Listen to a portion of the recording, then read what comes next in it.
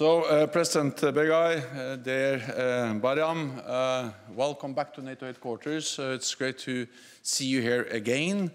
It is great to have a President of Albania that knows NATO so well as you do, because you have been the Chief of Defense of a country, and therefore we all know that you know this alliance in many, many different ways, and that is a strength for all of us and for the whole organization.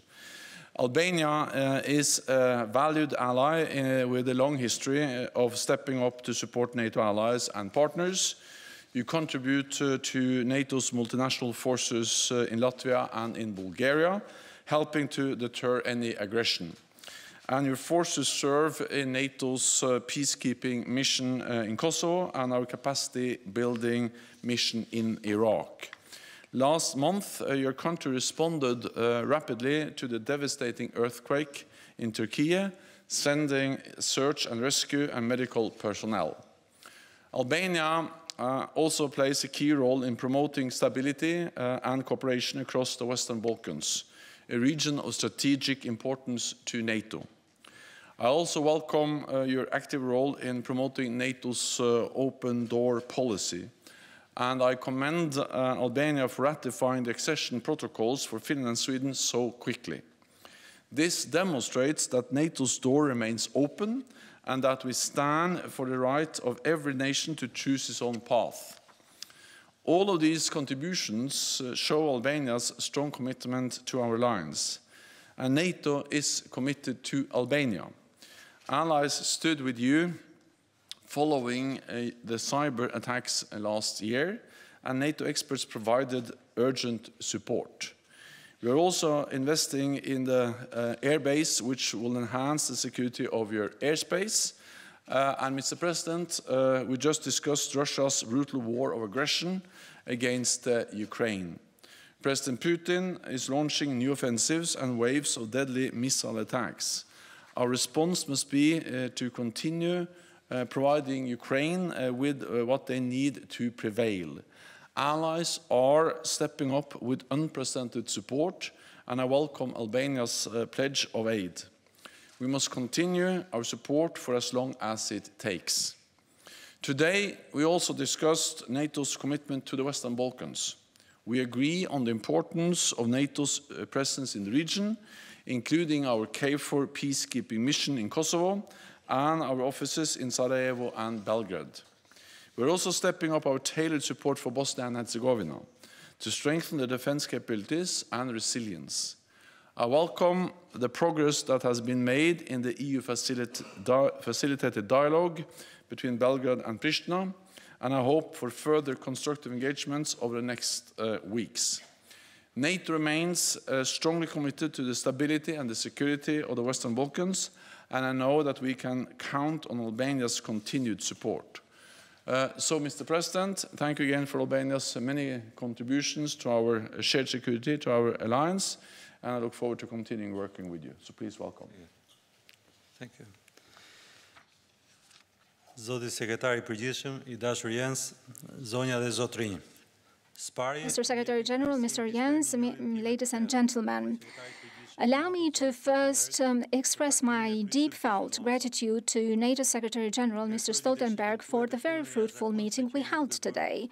I highly appreciate your extraordinary work and leadership shown in these times of great challenges, unprecedented for decades in our continent. It is over a year now that we are witnesses of a conventional war in Europe, an outcome of an unprecedented, unprovoked act of Russia against a sovereign state, Ukraine. This act has shaken peace, stability, and security architecture in Europe. NATO has demonstrated cohesion, solidarity, unity, resoluteness, as well as response power to defend every inch and centimeter of the alliance territory and of the territory of its member states. In its time of challenges, it's important to update the plans of defense of the alliance. It is particularly important to strengthen the 8 group battalions in the western wing of NATO. The current situation makes it indispensable for us to make order, peace, and international peace our focus. For this reason, enlargement of the alliance is an obligation. Therefore, membership of Sweden and Finland are both welcomed and indispensable. I'm pleased to see that Albanian Parliament is one of the first countries that has ratified the accession of Sweden and Finland into NATO. In full coordination with the alliance, Albania stands by the side of the alliance and will keep supporting Ukraine with political, diplomatic, and military support, as well as humanitarian aid. At the quality of a non-permanent member state at the UN Security Council, in cooperation with the US and EU, we will keep being proactive in maintaining cohesion, that is, international cohesion for Ukraine. At the Madrid summit, the alliance reconfirmed the strategic importance of Western Balkans. Despite progress towards Euro-Atlantic integration, the region features still complex geographical and security developments. Russia is a significant threatening towards NATO and Western Balkans. It has stepped up its efforts by using methods of hybrid war, political subversion, illicit financing, and others. We have followed with concern the events in the north of Kosovo at the end of last year. Albania congratulates Serbia-Kosovo dialogue. Since 2008, the Republic of Kosovo is a sovereign and independent country with a clear vision to be integrated in the Euro-Atlantic family. The European plan for normalization of relations is a positive step, which should be culminating in the reciprocal recognition between the two countries. I highly appreciate the dedication of NATO in the region, and I consider the KFOR mission as a success history. KFOR is a guarantor of peace and security in Kosovo and in the region. We are now in times of great challenges that ask for bold and fair decisions. In this context, it is my conviction that it is more than justifiable to consider membership of the Republic of Albania in the Euro-Atlantic Alliance. Albania considers the threatening coming from Iran as a concern. As you know, in July and September last year, we faced a very serious cybercrime that was sponsored by the Islamic Republic of Iran. In close cooperation with our strategic partners, with NATO and EU, we managed to reset ourselves in our own foot from this attack, and we've got diplomatic relations with the Republic of Iran. Cooperation with NATO in this regard is highly appreciated. As a NATO member country and as a candidate country for the EU, Albania congratulates the signing of the joint NATO-EU declaration, highly appraising the strategic partnership of the EU in the Euro-Atlantic protection. Albania will meet all its obligations in the collective defense context. The commitments and contributions of Albania into NATO will be stepped up. Currently, we are present in the KFOR mission in Latvia and Bulgaria in the context of the advanced presence.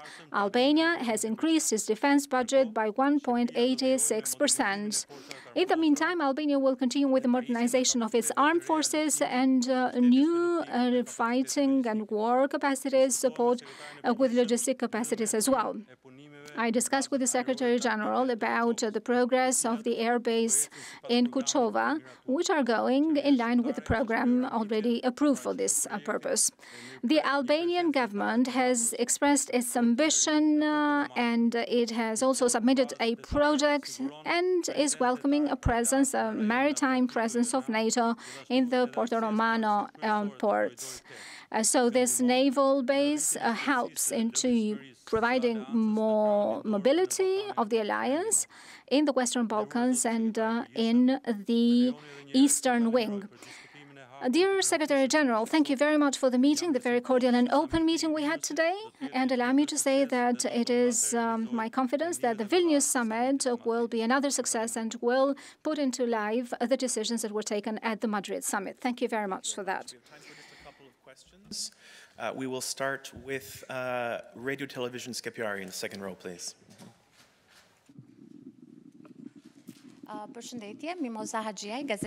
Mimoza Hadjiaj, I am a journalist at the Albanian Radio Television. I have three questions, the first one going to the Secretary General and two other questions addressed to the President of Albania, Mr. Begaj. Mr. Secretary General, at the end of December, there was a concerning situation at the northern part of Kosovo, which seemed to go towards acceleration. Which, in your opinion, are the challenges in Western Balkans vis-à-vis security, and what are the measures that NATO can take in order to address these challenges? The questions to you, Mr. Begaj. The open door policies and the enlargement of NATO were the key words. And in your speech, you said that enlargement with Sweden and Finland are more than necessary. And as well, you said that it's high time to consider membership of Kosovo into NATO. Mr. President, do you think that membership of Kosovo is indispensable, while NATO itself is present through KFOR in Kosovo? First, on NATO's role in Kosovo. NATO has been present in Kosovo for many years, and I also thank Albania for its contribution to our presence there. The KFOR presence, the NATO force, has played and is still continuing to play an important role in promoting stability, peace, and ensure freedom of movement for all groups in Kosovo. And allies are committed to continue to contribute and to ensure the continued presence of KFOR in Kosovo, meaning this is a substantial NATO presence that has proven extremely important for many years. We also work hand in hand with the European Union in Kosovo. The KFOR presence of the NATO troops supports the diplomatic efforts of the European Union, and I welcome the recent talks that were held here in Brussels as part of the EU-facilitated dialogue between Pristina and Belgrade.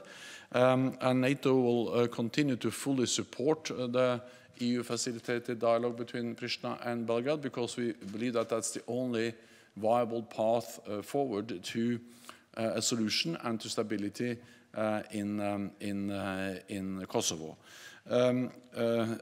We now have an historic opportunity for lasting peace, which could benefit the entire region, and I therefore welcome the constructive approach. It is important that all parties now show flexibility and readiness to compromise, and are actually showing a real will to find a way to find a lasting solutions. And any solution has to, of course, take into account the full respect of human rights, democratic values, and the rule of law, domestic reforms, and good neighborly relationships. So NATO is present in Kosovo. We are taking the situation there very seriously, and we strongly support the EU-facilitated dialogue.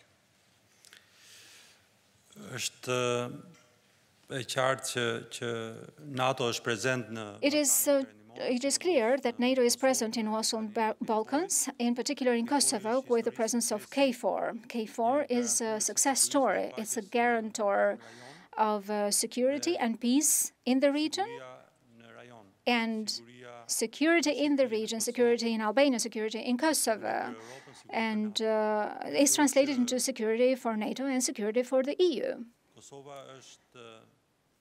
I believe that Kosovo is for 15 years now an independent state, is a state that is working every day to build a rule of law that has a clear Euro-Atlantic vision. Albania supports Kosovo in its path in the processes of membership in international organizations or regional organizations, and one of those organizations is without a doubt NATO. This is the reason why I believe that in addition to a KFOR presence, the security force of Kosovo, by being present in international missions, in my opinion, would be an added value to the alliance. The Washington Treaty has enabled the establishment of the alliance on some principles and some values. Therefore, any policy of open doors would allow for every country, be it Finland, Sweden, or Kosovo for that matter, to bring added value to the alliance. Thank you. We have time for one more question. We'll go to AP there, please. Hello, Mark from Associated Press. Mr. Secretary General, you've pointed out many times that the accession process has been the fastest in history for Sweden and Finland to get this many ratifications. It still seems like Hungary is not quite ready to cross that ratification process. What do you know about the state of Hungary's ratification of these two countries? To finalize the accession process is a top priority for NATO and for me. And we are making progress. I met with President Erdogan recently, and we agreed to restart the talks. There will be a meeting here in Brussels later on this week, where we'll address the implementation of the trilateral memorandum of understanding that was agreed by Finland, Sweden, and Turkey at the NATO summit last summer. I'm also going actually later today to Sweden, and I have seen the reports from the Hungarian parliamentary delegation that has just visited Sweden, and they are sending a positive message and recommending ratification. So, of course, we still have some way to go. But we are making progress, and this remains so far the quickest ratification process in NATO's modern history. We have to remember that Finland and Sweden applied in May last year. Already in June they were invited. All NATO allies, including Turkey and Hungary, invited Finland and Sweden, and all NATO allies, including Hungary and Turkey, signed the accession protocols. And so far already 28 out of 30 allies have ratified, and then of course I hope and I urge also the two remaining allies, Hungary and Turkey, to do that as soon as possible. The Hungarian parliament has announced a plan to do this towards the end of the month, and then with the delegation visiting Sweden, sending a positive message, I think we are making progress and approaching ratification also in Hungary. I'm afraid that's all we have time for. Thank you all very much.